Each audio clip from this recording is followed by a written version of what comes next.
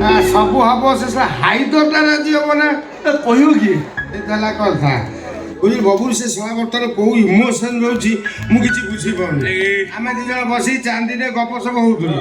ବୁଝିଲ ଚାଟି ସେ ଶଳା କଥାଟା କରୁଥିଲା ହଠାତ୍ ମଝିରେ ଭୋ ଭୋ ହେଇ କାନ୍ଦିଲା କେତେ ଜୋର କାନ୍ଦିଲା ତା ଆଖିରେ ଯୋଉ ଲୁହ ଗଡ଼ିଲା ସେ ଲୁହଟାକୁ ଦେଖିକି ମତେ ଲାଗିଲା ମୋ ଛାତି ଫାଟିଯିବ କି ହାଇଦର କାହିଁ କାନ୍ଦିଲା ଭିକାରୀ ମୁଁ ତତେ ପଚାରୁଛି ହାଇଦର କାହିଁ କାନ୍ଦିଲା ଆବେ ଝିଅ ପିଲାମାନଙ୍କ ହସୁକୁ ଯିଏ ପ୍ରେମ ଭାବେ ଝିଅ ପିଲାମାନଙ୍କ କାନ୍ଦୁକୁ ଯିଏ ସତ ଭାବେ ସେଇ ଶଳାଟା ହିଁ କାନ୍ଦେ ଯେମିତି ମୋ ସାଙ୍ଗ ହାଇଦର କାନ୍ଦୁ ଠିକ କହୁଛୁ ତୁ ସେ ମୁହିନଟା ବାହାରିଗଲା ଦିନଠୁ ହାଇଦରଟା খুব ଭାଙ୍ଗି ପଡିଛି খুব ଭାଙ୍ଗି ପଡିଛି ଏ ଶଳା ପ୍ରେମିକା ଜାତିଟା ବେଇମାନ ବେ ପ୍ରେମିକା ଜାତିଟା ଶଳା ହସି ହସିକି ପ୍ରବେଶ କରିବେ ହେଲେ ଗଲାବେଳେ କନ୍ଦେଇ ଦେଇକି ପ୍ରସ୍ଥାନ କରିବେ ବେଇମାନ ପ୍ରେମିକା ଜାତିଟା ମୁଁ ଅଭିଶାପ ଦଉ ସେମାନେ ମରିବେ ନହେଲେ ସେମାନଙ୍କ ଘଇତା ମରିବେ ସେ ରାଣ୍ଡ ହେବେ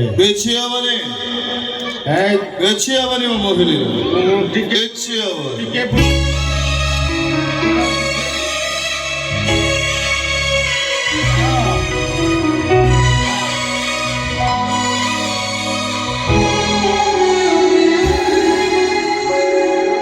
କିଛି ହବନି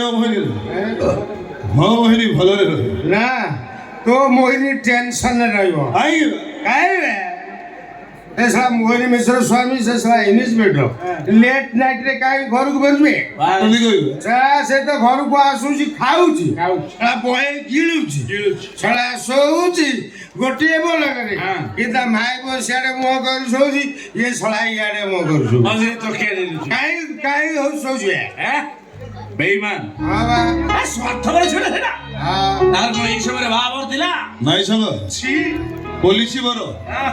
ଦି ମହଲା ଘର ଆଉ ଘର ସାମ୍ନାରେ ଦାମୀ ଲମ୍ବା କାର ତଥାପି ଗୋଟେ ତକଲିଫ ଅଛି ସାଙ୍ଗ ଜାଣିଛି ମୁଁ ବି ଜାଣିଛି ସବୁ ଥିବ ହେଲେ ମେନ ଜିନିଷ ନଥିବ ଘର ଆଗରେ ଗାଡି ଥୋଇଦେଲେ ଲାଭ କଣ ଚଲେଇ ପାଇଲେ ତ ନାଇଁ ରେ ସେ ପୁଲିସ ବାବୁଟା ଭାରି ଅବିବେକୀ କାଲି କଣ କଲା ଜାଣିଛୁ ଖାଲି ମୋରି ଆଗରେ ମୋ ମୋହିନୀ ଗାଲକୁ ଗୋଟେ ଢୋକିନା ଚାପଟା ପାଇଲା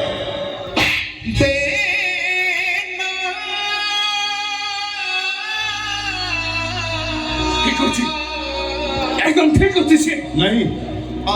ସେ ଇନ୍ସପେକ୍ଟର ମାଡ଼ ସିନା ମୋହିନୀ କି ମାରିଲା ହେଲେ ସେ ମାଡ଼ କୋଉଠି ବାଜିଲା ଜାଣିଛୁ ମୋ ଗାଲ